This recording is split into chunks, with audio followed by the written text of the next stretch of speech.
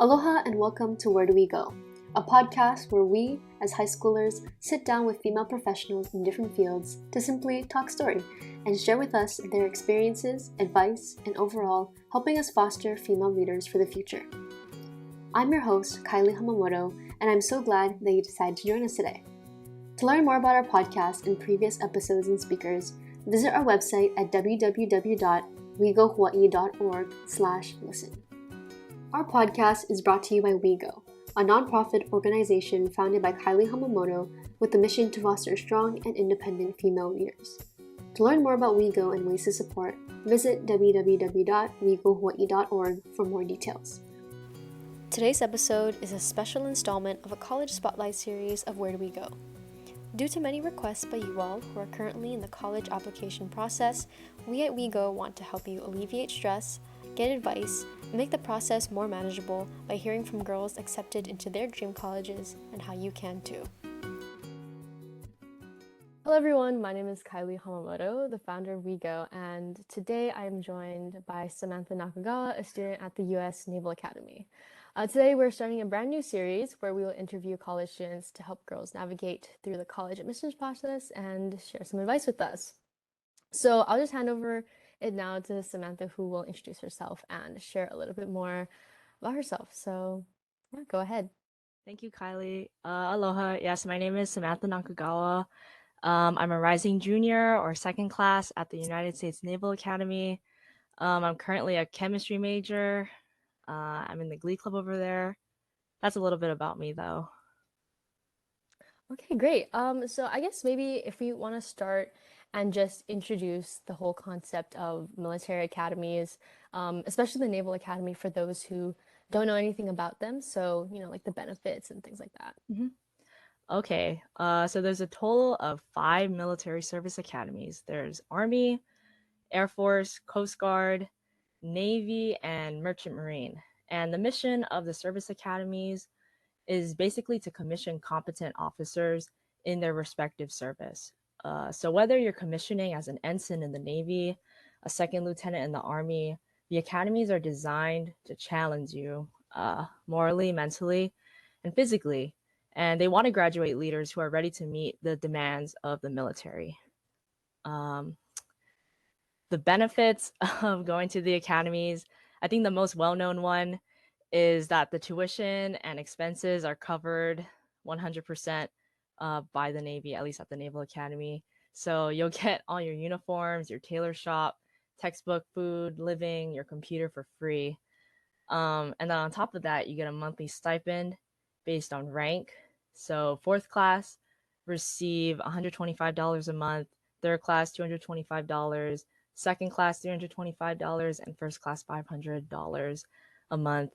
And I know for me and for probably a lot of my classmates, that is a huge plus. And that is something that I think is, I guess, common throughout the academies is that the tuition is covered by their respective branch. Once you graduate from the academy, you'll have a 5-year commitment. When you're a second class, you sign a document called 2 for 7, where you basically commit the next 7 years to the Navy or Marine Corps. So the Navy or the Naval Academy gave you 2 years, no commitment. So once you sign that document called 2 for 7, you are basically committing the next 7 years, 2 years of school and 5 years of service minimum in the Navy or Marine Corps. And depending on what service you select, or if you want to pursue a higher education, your time can vary. But that's a little bit about the Naval Academy and the, I guess, service academies in general. And then is it true that graduate school will also be paid for like after you graduate the service academies? If you're still in the Navy, then yes. You can use, I believe it's a little bit over 5 years, you can use the GI Bill. But yeah, the military can cover that if you're still in the military. Okay, great. I guess next then, if you could walk us through just a normal day in the life of a Naval Academy student from waking up to going to sleep. Okay. So if you're a plebe, which is a freshman, then you wake up at 5:30 for a workout with your training staff. And the training staff is upperclassmen. Um, it's not as scary as it sounds. 6:30 is when everyone else gets up. And then 7 is where you have your morning meal formation. And you're just basically forming up and you get accountability. 7:10 to 7:15 is where you eat mandatory breakfast in King Hall. And then 7:55 is where you start classes. And then I believe it's from 7:55 to 11:45 is your 4 class periods. They're 50 minutes each. 12:05 is new meal formation. 12:10 you have mandatory lunch. And then after that, I like 12:30 to 1:20, you have a little bit of downtime. Sometimes you'll have company training such as Sapper Briefs, which is sexual awareness and prevention. Um, you could have officers coming and talking to you about their time in the fleet. And then after that, from 1:30 to 3:30, you'll have your 5th and 6th class periods. And then 3:45 to 6 is sports period, which isn't mandatory to do physical training, but it's highly recommended.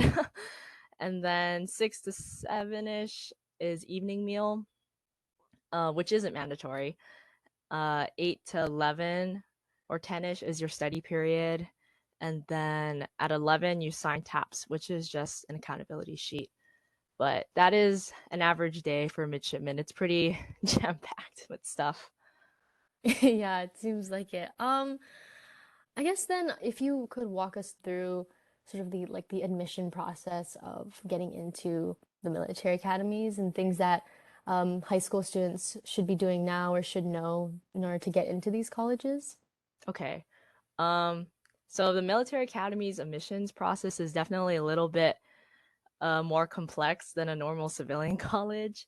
So, at least for the Naval Academy, you complete a preliminary application, which is found on the USNA website. And you basically put in like SAT scores and I think Social Security, like basic information like that. And from there, you're considered a midshipman candidate. And then after that, you'll have to apply for a nomination from your US Senator or representative. And once you get that nomination, there should be um, a tab on the USNA website where you can start filling out the actual application, I guess the more official one, and you'll be submitting your SAT and ACT scores. I'm not sure how COVID has affected that. Transcripts, letters of recommendation, things like that. After you submit those things, you'll have to complete a candidate fitness assessment, which can be administered by, a PE teacher, a coach, the blue and gold officer, a JROTC instructor, things like that.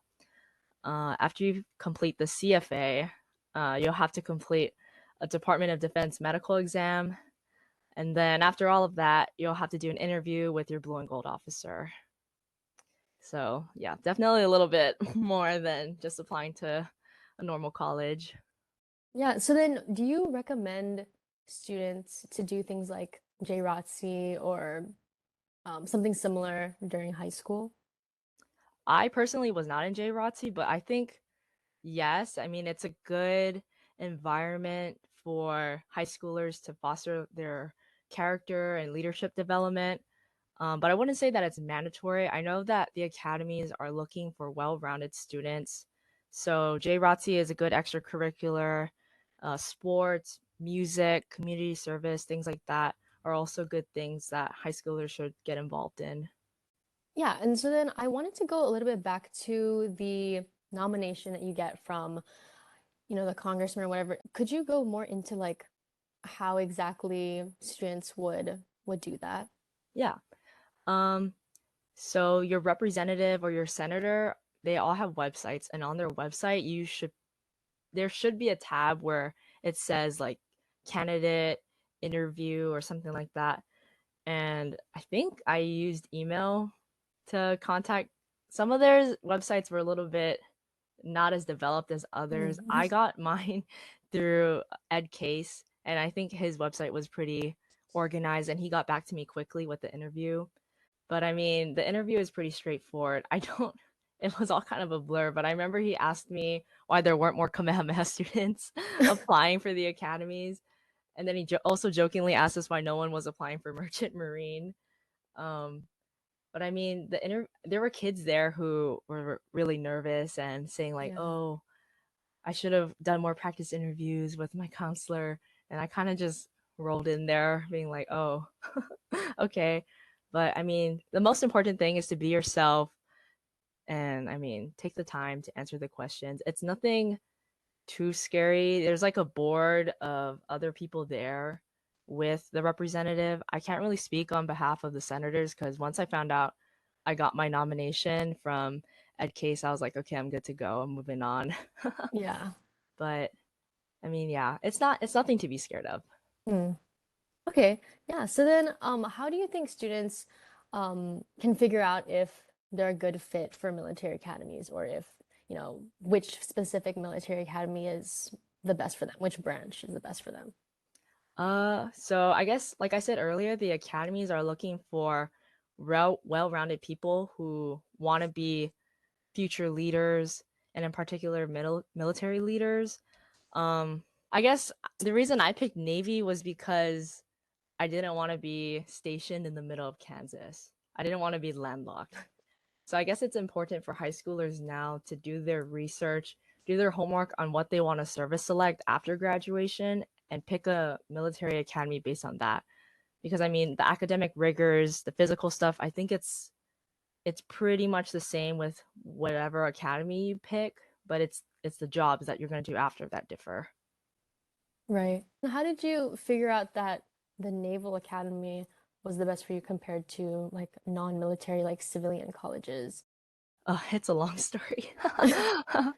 So when I was a junior in high school, the USNA Women's Glee Club visited the Kamehameha Girls Glee Club. I was in Glee Club at the time at Kamehameha, and they sang for us, and we sang for them, and that was kind of a pivotal moment for me because I had heard of the Naval Academy before, and I thought about applying, but I was really intimidated by how Mm, male dominated and how strict it yeah. is. But then when I saw them and I heard their music, it gave me so much confidence to apply, and I saw myself in them. And there was also a girl from Hawaii, and I'm pretty sure she was a Punahou alumni who was there too singing. So I was like, wow, I can do that too. So that kind of got the ball rolling. And then my mom was talking to some friends at work, and they got excited and were starting to like shoot us all these people who had connections to the Navy or the Naval Academy. And I was talking to all these people, and I just felt like I had so much support and just people who had my back. And I even got to meet the first woman from Hawaii to graduate from the Naval Academy, who is also a Punahou alumni. Her name is Rear Admiral Amagroki. She's retired now, but she's such an excellent resource and just the overall definition of like mana wahine. And I was just like, wow, I felt almost obligated, like I had to go.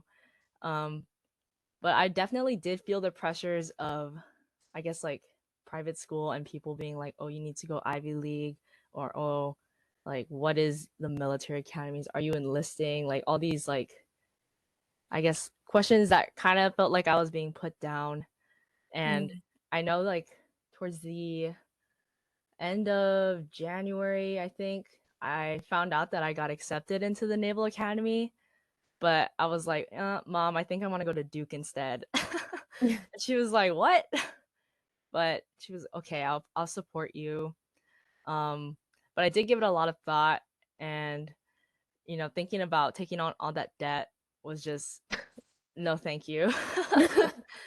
So that was kind of how I picked Navy over the other service academies and over civilian academies because I only applied to Navy and Air Force, but I mean, no hate on Air Force, but it didn't feel the same as Navy. It like Mm, I didn't have people checking in on me or excited for me like how Navy was.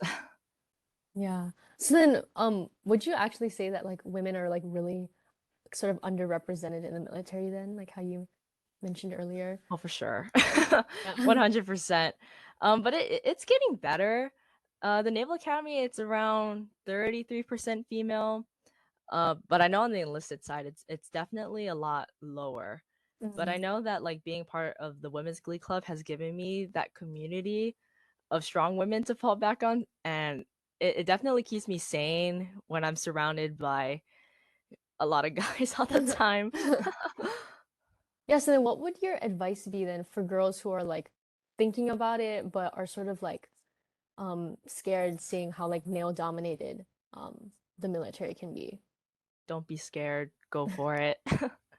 And I mean, we need more women, we need more girls from Hawaii. I mean, we bring that aloha spirit too. That's like it's so unique to Hawaii. I mean, whether you're a boy or a girl, but I mean, Mm. it's so rewarding sometimes to be the underdog in the situation that I'm currently in, to be, I guess, representing home. Uh, but yeah, to all girls who are thinking about it, I think you should have the confidence in yourself and just go for it. Okay, that's great. So then I guess then what sort of specific attributes do you think make for like a really successful like Naval Academy student? Okay. They really like well-rounded people, like I said. So first you need to be really strong in academics and driven to excel in academics. So, I mean, you could be the smartest kid with the highest SAT score, but if you can't do a push-up or run, that's it. And like I said, physically fit. You have to be open to challenging and maintaining your fitness. It seems kind of daunting, but you're gonna have your company mates with you, and you're gonna have their support. You're gonna feel like you're a part of a team. So you need to be open to sometimes doing scarier things like the O course, which is this like basically a military jungle gym. It's kind of scary, but you have to get over that fear. You have to realize that you're gonna have your teammates supporting you, and you just gotta go. And then I guess third, I would say would be to have good people skills. You're entering the military, which is a business of people, and that is also kind of scary because I'm definitely an introvert. But you're gonna have mentors and your classmates to help you guide you through that developmental process. Okay, great. Then I guess we can sort of then go into some of the myths that surround the military, I guess. And then, is the 5-year obligation, is that dangerous? Will there be like really scary leaders, shouting in my face? And then, of course, like as you mentioned earlier, will there be a lot of really rigorous physical aspects of like running like 10 miles or like doing like a 200 push-ups and things like that? I guess it depends on what branch you do.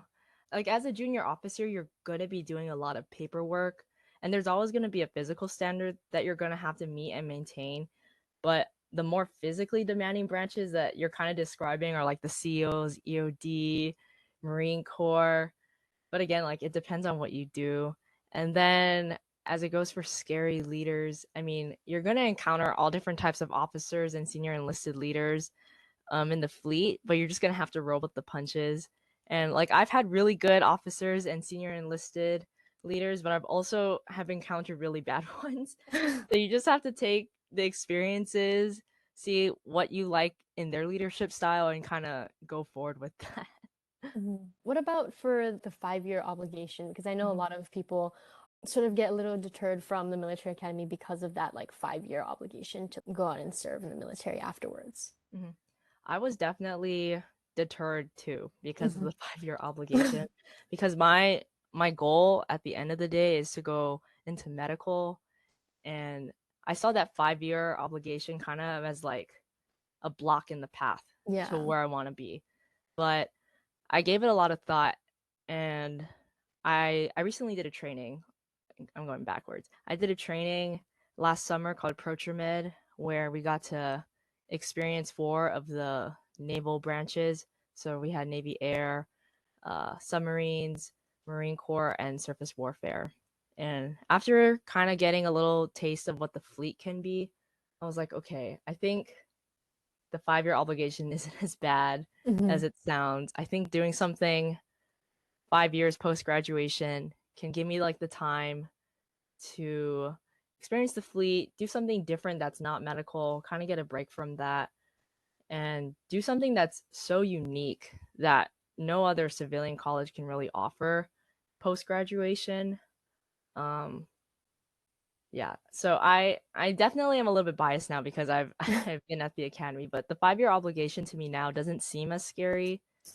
Yeah. The 5 years are going to go by really fast. High school was 4 years. That went by in the blink of an eye. I think 5 years, it seems long, but I don't think it will feel as long as it sounds. Okay, yeah, that's like really reassuring to hear. Um, then I guess to sort of end it off, we can end it off on a more fun note. If you want to tell a story about, some of the best experiences that you've had at the Naval Academy, like a specific story or experience. Going on tour with Glee Club. That's always super fun. We get treated like rock stars. I know COVID kind of messed things up my plebe year, but I know like this past year I got to go to Dallas. We went to Nashville, Hilton Head, Charlotte, and Norfolk. But getting to travel with Glee Club was definitely the best experience that I've had so far. And I know next semester we're going, I think Minneapolis. I'm not sure. And then I think we're going to LA too. That's so cool. Yeah. Okay, well then I know that a lot of the military academies have very like long, like deep-rooted traditions and a culture. So then do you have any like fun Navy traditions that, you guys like to do there? I can't really speak on big Navy traditions, but for USNA traditions, we have Air Force and Army Week, which is the week leading up to either the Air Force game or Army Navy, the football Mm. game. And it's just a bunch of like random pranks. They used to do this thing called aircraft carriers where they would like put water and soap in the hallway and you would like just throw your mattress and slide down. I think they kind of stopped doing that because they realized how damaging it can be. But I mean, other pranks, yeah, it gets kind of destructive. They've thrown like weightlifting things into the pool, and there's signs everywhere with slightly inappropriate puns about army moms.